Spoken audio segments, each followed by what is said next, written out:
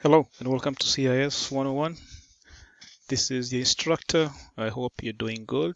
You are continuing to observe your social distance, wash your hands, and wear the mask when you go out. And hopefully, we'll be able to write this thing out.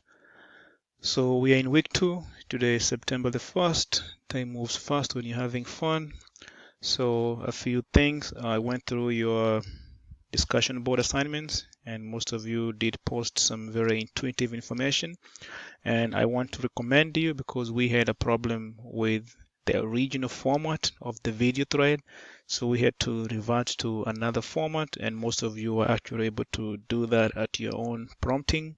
So very good. That's what is called the American spirit. We always find a positive way to achieve an objective. So that was very good of you, and I commend you for that. I realize that most of you are in the health industry. So thank you for your services, and for the ones who are aspiring to do that, I think is a good career path, and you'll be able to use Excel tremendously. So we're taking this class, we are looking at it as what you're calling the computer fundamentals and applications, and we're going to be looking at what we call the Microsoft Office applications. So that's what you call the word processor, Microsoft Word. We are not looking at that, but we are hoping that at least you have some background on that. If you're not very good at how to use Microsoft Word, there are some online videos that you can refer to, or you can get in touch with me and I can give you some instructions or some information how you can do that. Microsoft Excel is the other software that you're going to be working on, and which is a spreadsheet. And then after that, we have what you're calling Microsoft Access, a database management system, and then we have Microsoft PowerPoint. So we'll be working on those three. They are usually part of what is called the Microsoft Office suite, which is made up of Word, Excel, Access, PowerPoint. And in some places, they'll have another software that you can use for making presentations. But we won't be going into making flyers, I think, and brochures, but we won't be going into that. So in this class, we'll be working on those three. So I'll give a brief. This should be less than 15 minutes, hopefully, that will walk you through what is expected of you this week.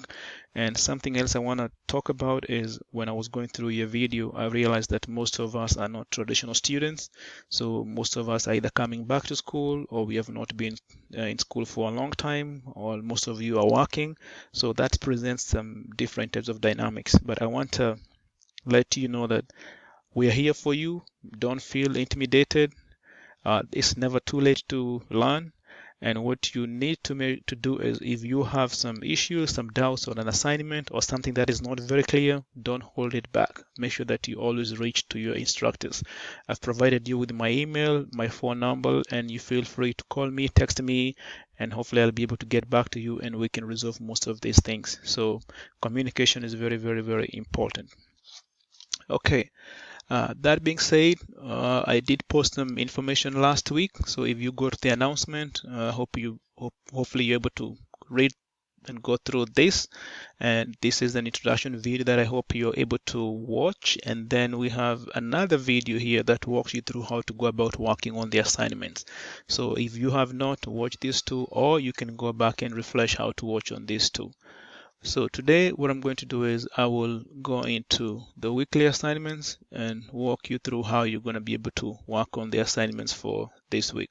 I'm hoping by now everybody has registered through the My IT Lab. If you have not, make sure that you do that. You click on this link and you can follow the file that I provided on the week 1 under the syllabus link. If you click on this file here, it should take you to this page here.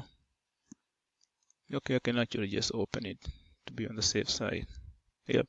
So this file here, and then if you click on this link, make sure you put in, this is what they're calling the course ID, and you can just copy. So just highlight, right click, and then you copy and you paste it on the link when you asked to provide the information. And I provided a video for how you can do that. So make sure that you go to the announcements if you have not, and then go through this information and refresh. Okay, so weekly assignments. So you click on week 2 and that will bring us to this page. So this is what you're going to be working on. We have PowerPoint, hands-on simulation, 4 simulations, and some of these are like 1 or 2 questions. So don't be intimidated by the number. And we have the presentation here. You can read this and I'll try to open it and see whether we can briefly go through it. And this is a very short presentation, and basically is introducing you to Microsoft PowerPoint, telling you what Microsoft PowerPoint is all about.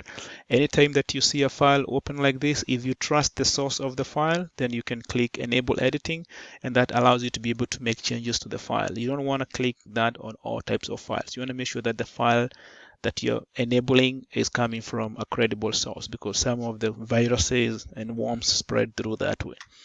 Okay, so this is kind of like introduction to tell you what PowerPoint is all about, and we say is a software package. Okay, so it's an application or what you call packages.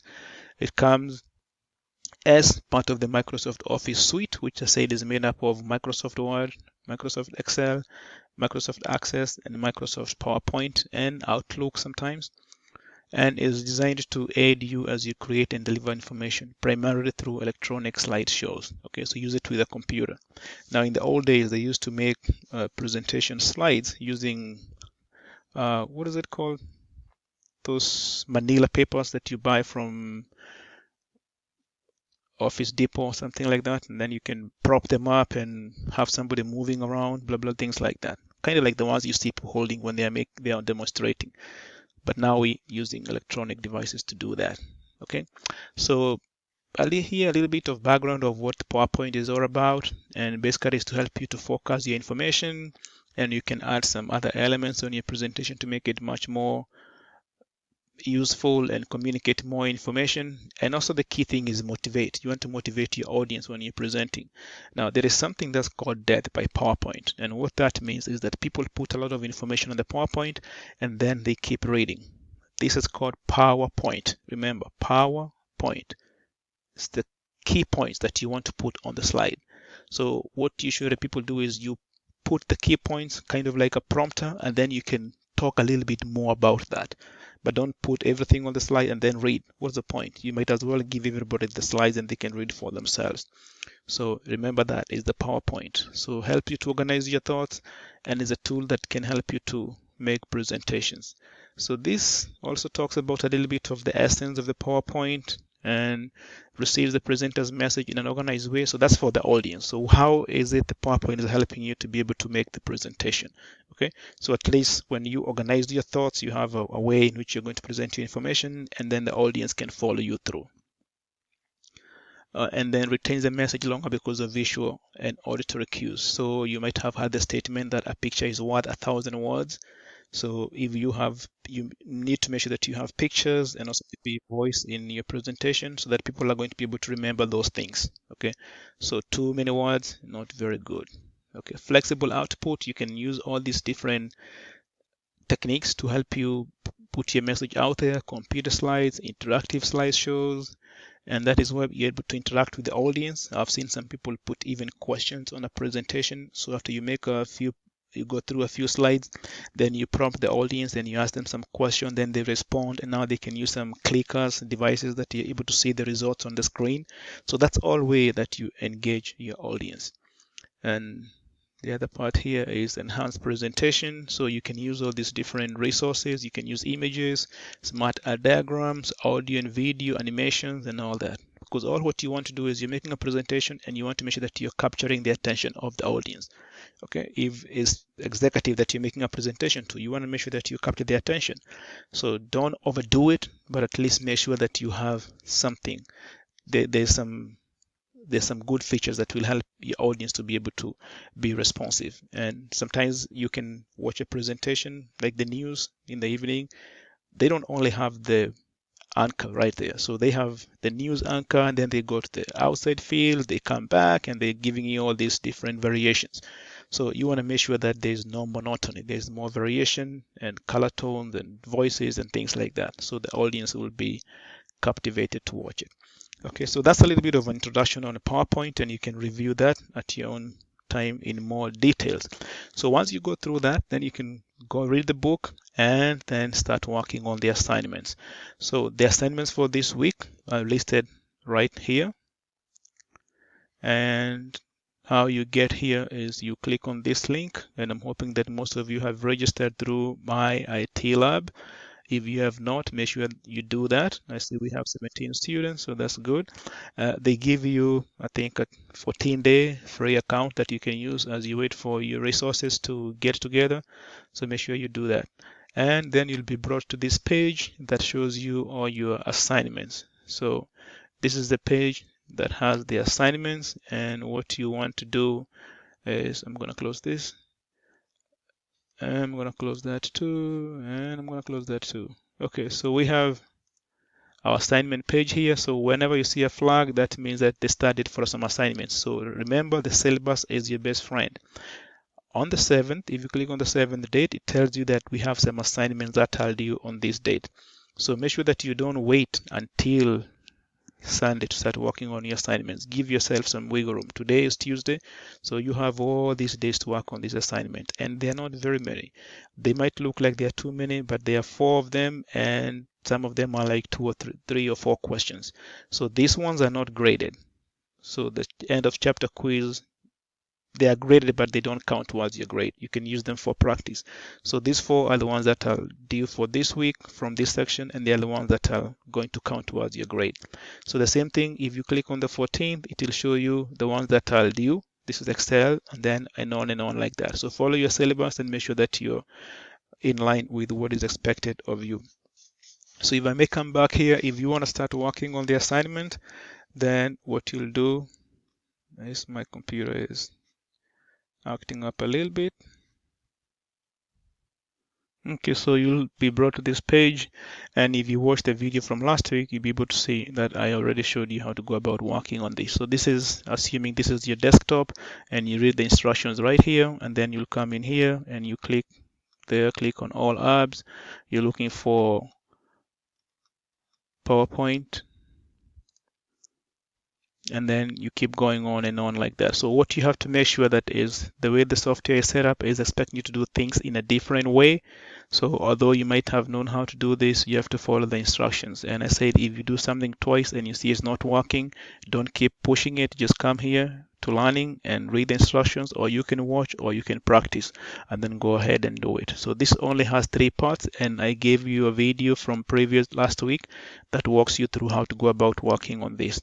So once you finished with all these 3, you do those 3, then you'll go back and then you work on this mid-level exercise PowerPoint. So this is found on page 984 of your book. So how you do that is the same way. You'll come back here, and if you scroll all the way, if you have access to both the access code, you have access to the e-text, and the link is found on the December 18th. Okay, so December 18th, you might want to print this page here and just note that this is where the e-text is available through.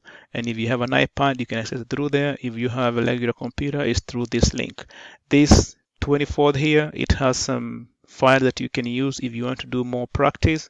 And then Christmas, December 25th, we have some soft videos that you can watch. This would help you to be able to build your soft skills, etiquette, managing priorities, how to do meetings, customer service, things like that. It's not graded, but it's for your own enrichment. So come back to the 18th, and you'll click on this file here, and then click right there on the pop-up. Make sure that you enable pop-up on your computer. And when this file, okay, so you can paste the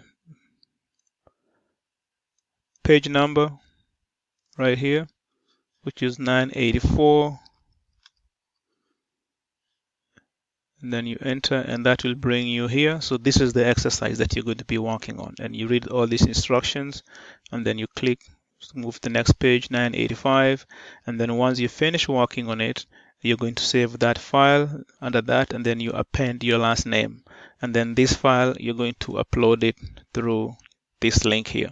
Now this exercise, you're going to be doing it as a group exercise, and what you'll do is you'll go to your groups, you go to my groups, and I think some of you have already done that. Make sure that you give your group name a reasonable name, and then start communicating with your group, and you're going to do it through the discussion board. So I see this group right here, they have already started working on the assignment, and they already found a team manager, and if I click there, I'll be able to see what's going on in this group. So this is what I want to see, and the reason why we are doing this is because we are taking an online class, and we want to make sure make sure at least that you're interacting with each other. You're not all the way out there by yourself.